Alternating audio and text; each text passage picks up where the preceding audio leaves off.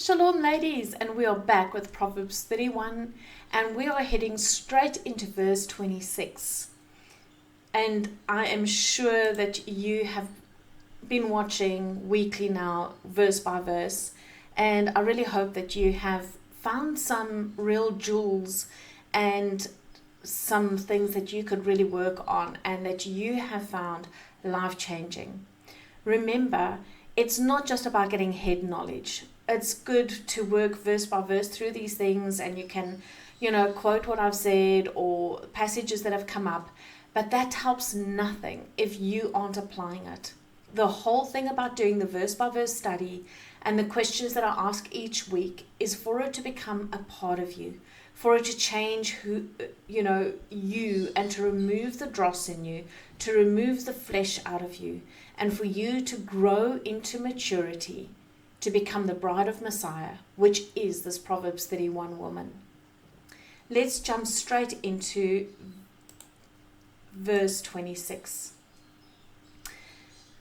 James 3:17-18 says, "But the wisdom from above is first clean, then peaceable, gentle, ready to obey, filled with compassion and good fruits, without partiality and without hypocrisy. And the fruit of righteousness is sown in peace by those who make peace." Now this is such a strong, deep passage, and there's so much that you can actually take from it. And I want you to go this week and read this passage over and over and ask Father to reveal to you what this passage means. Ask Father to open this passage up for you so that you can start applying this in your life. Ask Father where you are showing partiality, where you shouldn't be. And we as humans, it's so easy to do. We so easily, look at people and judge a book by its cover.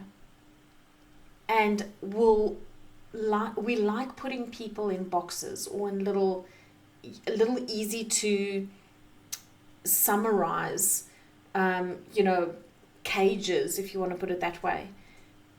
But we aren't allowed to show partiality. We aren't allowed to treat a poor person different to a rich person, a doctor different to a plumber. And those are just simple worldly,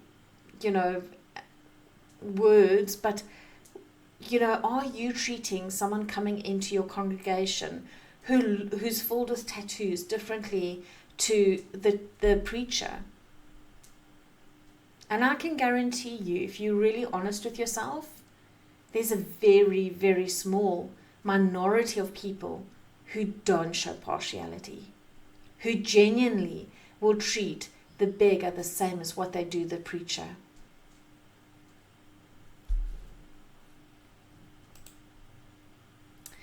So Proverbs 31:26 says, "She opens her mouth with wisdom, and in her tongue is the law of kindness." So wisdom over here is chokhmah, which is skillful wisdom. It's someone who speaks wisely and knows when to keep quiet and knows when to speak. So for us to get a better understanding of it, I'm going to read to you what was written over here by Robin. "A woman of valor opens her mouth and speaks with wisdom. She isn't uttering her frustration or voicing her tormented thoughts. She is measured, instructive, and kind. Her tongue is not an instrument of reprisal or evil speech. She isn't looking for an opportunity to speak negatively in order to bolster her own ego. On the contrary, her words are life-giving. Words are intended to be containers of truth wrapped in love. Think of the one who is the Word made flesh. Yeshua's entire life was and is a message of God's love for the world. He alone lived a life in accordance with the valor described in Proverbs 31. His flesh and blood body was a vessel containing the most important message ever shared. the good news of salvation for the world. When the woman of valor expresses herself, the she expresses is wisdom. She is creative and healing. She knows that life and death are in the power of the tongue. So she used her tongue to bring life. The practice of careful speech is called shimaret ha-lashon, which means guarding the tongue. Guarding the tongue is the highest form, mature, loving behavior. Pleasant words are indeed a honeycomb, sweet to the soul and healing to the bones. The woman of valor wisely speaks. She does not coerce. She understands the power of silence. Silence is a great skill that we need to understand and practice. Wise women speak when something needs to be said. Fools speak when they simply want to hear themselves talk. If solitude or silence is threatening to you, maybe you are afraid to be alone with yourself and with Yehovah. Why do most of us tend to speak when we should be silent and choose silence when it is time to speak? I think we are often motivated by fear and anger. Some chaotic souls love to stir up drama because it makes them feel important.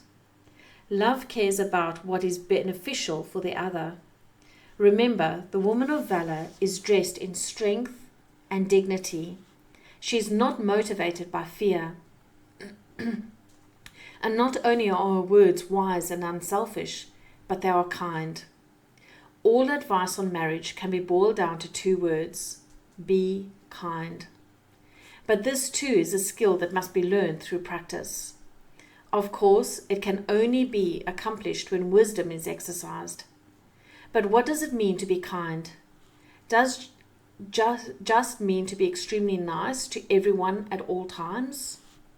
The word kindness, or chesed, can be defined as generous, sustaining, benevolent. One who practices kindness is a giver and not a taker. Kindness goes beyond niceness because it considers what is truly required by the one in need. This type of giving is completely dedicated to the benefiting of the recipient of kindness with invigorating sustenance. Sometimes kindness can be expressed with pleasant words and sometimes not. But one thing that true kindness will always be, it will always be fearless. True kindness, or chesed, is not concerned about making a good impression for the sake of winning popularity. Kindness is willing to stand alone. It is motivated by unselfish concern for another without compromising the truth. Yet we know that truth and justice can sometimes require the absence of niceness in order to display eternal kindness.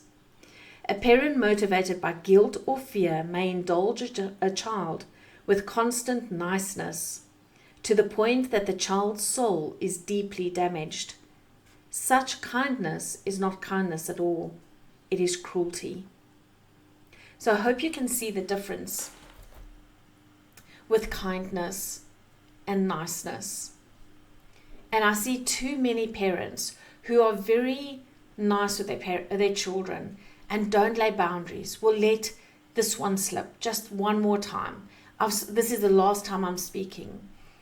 Or your adult children taking advantage of you and just knowing you when they want money and you constantly bailing them out. That is niceness, but that's not being kind to help them survive in the real world, to help them seek Abba Father.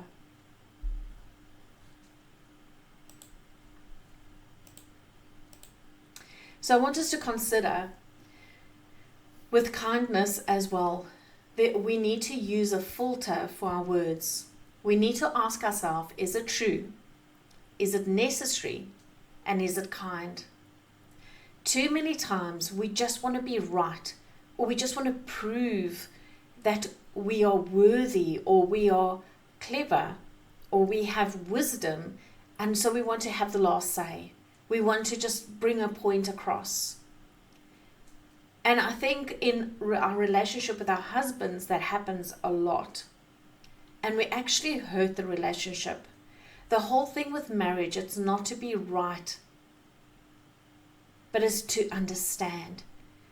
So when you argue, don't argue to be right. Argue to get an understanding. Understand your partner. Understand his point of view. Understand where he's coming from. And through that, you also do that with your friends, with people that you come across. Don't listen to what they are saying to defend yourself. Don't listen to prove yourself right or to have an answer back, but listen to understand. Listen to find a common ground.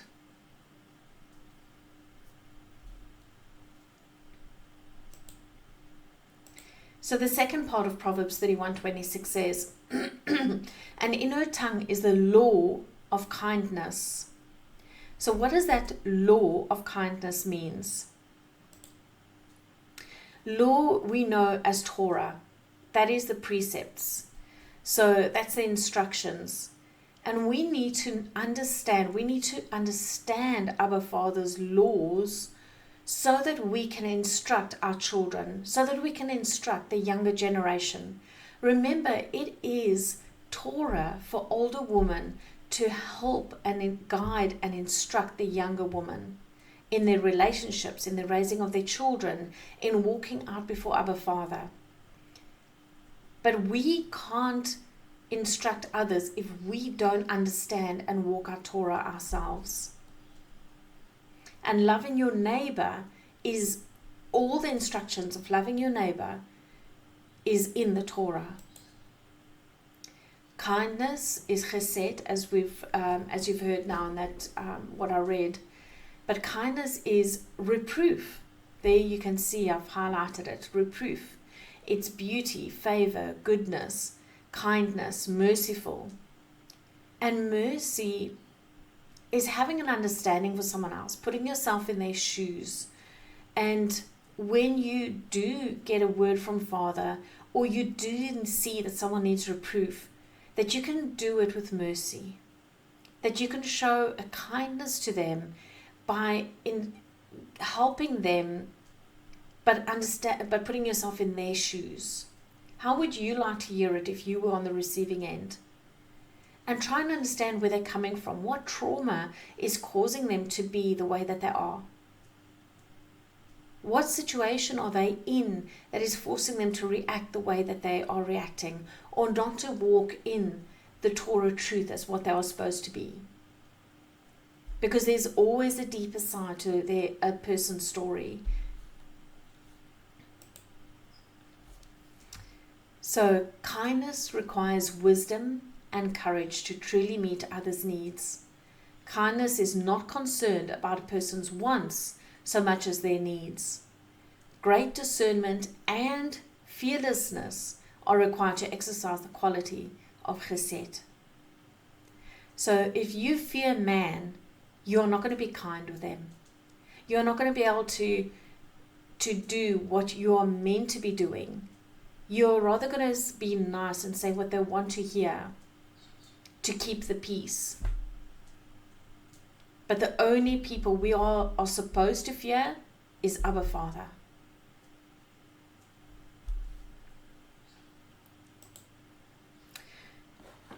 So I'm going to read page 126 and 127.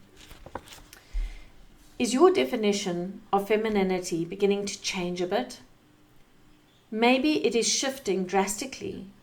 When we realize that both femininity and masculinity are expressions of God Himself, we begin to get a glimpse of the powerful phenomenon that is godly femininity. It is not the loud, brash, obnoxious version we have seen demonstrated by foolish women and on TV. Oh boy, we see that a lot on TV. Nor is it the timid, insecure variety we sometimes see in religious settings. But it is the stately and poised variety demonstrated by the valerious Esther. Remember, the word of the Valour is a military word denoting strength. So our woman of valor opens her mouth with wisdom, and the teachings of kindness is on her tongue. Kindness itself teaches. It instructs, corrects, encourages, and infuses with beauty. She also understands that discretion is a protection to her. She avoids the pitfalls of messy situations, which indiscreet words invariably create. She engages reality with truth and dignity, and can give and receive words that are filled with wisdom. These have the effect of building the world around her instead of tearing it down. The woman of valor not only understands the power of kind words, but she knows that silence is the fence of wisdom. It creates safe boundaries. She understands that empty chatter is dangerous. The Echet Chayil recognizes the influence of words.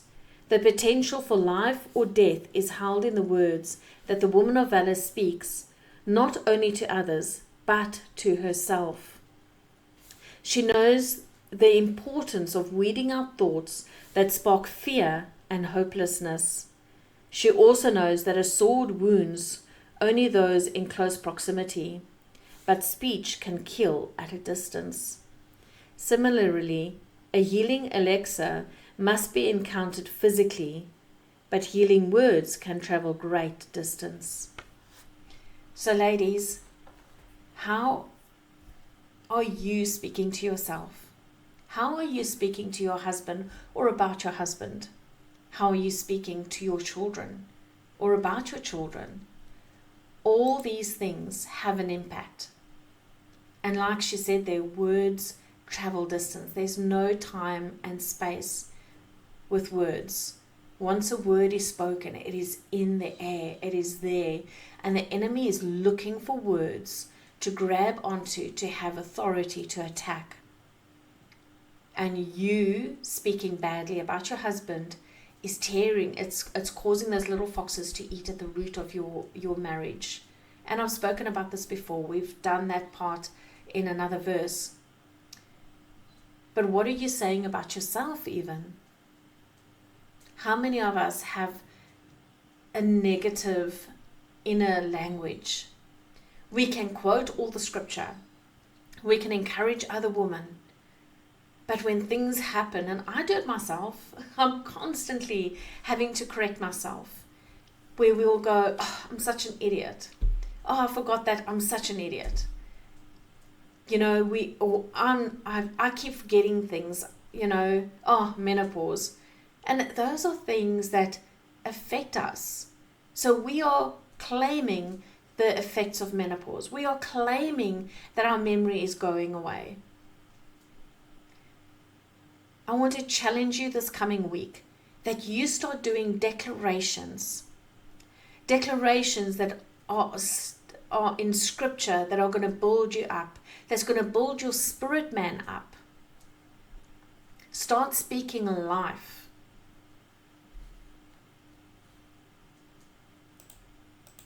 So Torah is the embodiment of kindness.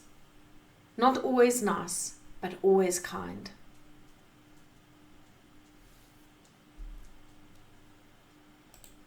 So here are some questions that you can go and ponder on. How do you express yourself, especially when there's a difficult situation, especially when you're late for an appointment and you get a flat tire? When you're late to get to work or drop the kids off and one of the children break a glass and there's juice or milk all over the floor with broken glass. How is it that you react in that situation? Can your family see your wisdom and kindness through your expression? Remember, we spoke about this in another verse, is that facial expression. Our children can see when you're fake. Your husband can see when there's something off. Sometimes they're a little bit slow with it. I mean, sometimes you're going to go and have your hair cut and they only notice it 2 or 3 days later. But their spirit man, their subconscious picks it up. And especially our children. So are you being kind with your facial expressions? Are you saying words that are contrary to what your face is showing? And what is the difference between nice and kind? Ask Father to show you where you have been nice instead of kind. And we spoke about this before as well, where it could be to the detriment of your children, to the detriment of those that you are supposed to be helping. Are you concerned enough with Are you concerned enough with people to be kind enough even if you're going to stand alone? Are you fearless? Do you have discernment? If not, how can you obtain it? And I think this is very important, because a lot of people say to me, oh, I wish I had more discernment. But how are you going to get discernment? And the answer is to spend time with Father. The more you get sensitive to Father's voice and the guidance of the Holy Spirit, the more discernment you're going to have. What filter is important to use before speaking? Remember, we went through that. Whoops, now I can't find it. The filter for your words is it true? Is it necessary? Is it kind? And we need to actually stop and use this filter with our families, because we tend to use this filter when it comes to at the workplace, people that we meet, our friends. But when it comes to our children, our parents, our husbands, this filter somehow disappears. And remember what we studied right in the beginning. Our actions and our words need to coincide. Our person that we are showing on the outside, to the outside world and to our families, need to be the same. So ladies, there's a lot in this verse that we've touched on today, and we could go much deeper, but I want you to really go and ask Father where you are falling short. Where are you not showing wisdom? Where are you not showing kindness? I hope this has really blessed you today, and that Father will just be with you as you walk through this coming week. And we're going to end with this passage, Micah 6:8. He has declared to you, O man, what is good, and what does Jehovah require of you, but to do right, and to love loving commitment, and to walk humbly with your Elohim. This is the basis of what we've been studying. So go and love mercy and walk humbly before Abba Father. May you be blessed, and I'll see you next week. Shalom.